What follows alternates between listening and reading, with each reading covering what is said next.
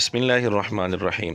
مرزا جہلمی نے مستدرک حاکم اور مسند احمد کے حوالے سے ایک روایت بیان کی جس کا حاصل یہ ہے کہ امی عائشہ رضی اللہ تعالیٰ عنہ نے حضرت معاویہ رضی اللہ تعالیٰ عنہ کو قتل کی دھمکی دی۔ یہ حاکم دی روایت ہے اور مسند احمد دی۔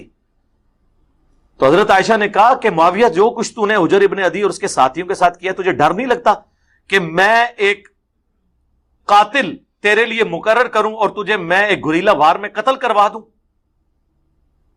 حضرت عائشہ نے ضرور دھمکی دی تھی حضرت معاویہ کو قتل کرنے کی، ان اعمال کی وجہ سے۔ تو حضرت معاویہ کہتے ہیں کہ میں نبی کے گھر والوں سے ایسی امید نہیں رکھتا، ان کو نصیحت کرنے ہیں اور خود۔ مرزے نے یہ روایت بیان کر کے سیدنا معاویہ رضی اللہ تعالیٰ عنہ پر طنز بھی کیا کہ اپنی حالت کیا تھی اور امی عائشہ رضی اللہ تعالیٰ عنہ کو کیا نصیحت کر رہے تھے۔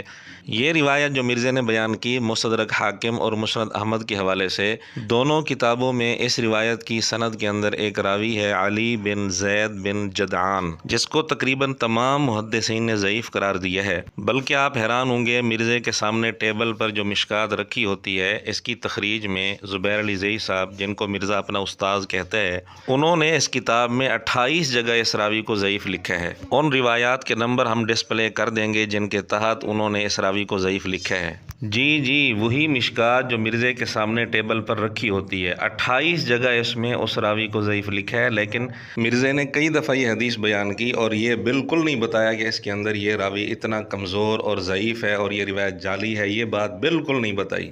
میں آپ کے ساتھ ایگری کرتا ہوں کہ عالم نے اگر یہ بھی نہیں کرنا کہ وہ چھانٹی کر کے صحت کا خیال رکھ کے چیز بیان نہیں کر رہا، تو بھائی تجھے اس مسئلے کے اوپر بٹھایا کیوں ہے؟ تیری یہ رسپانسبلٹی ہے کہ تو بتا کہ کون سی بات درست ہے، کون سی بات غلط ہے۔ جی ناظرین، دیکھا آپ نے دوسروں کو کس طرح نصیحت کر رہا ہے۔ تو ہم مرزے سے پوچھتے ہیں، تجھے اس مسند پر کس نے بٹھایا ہے جب تو صحیح ضعیف کا فرق نہیں کر رہا؟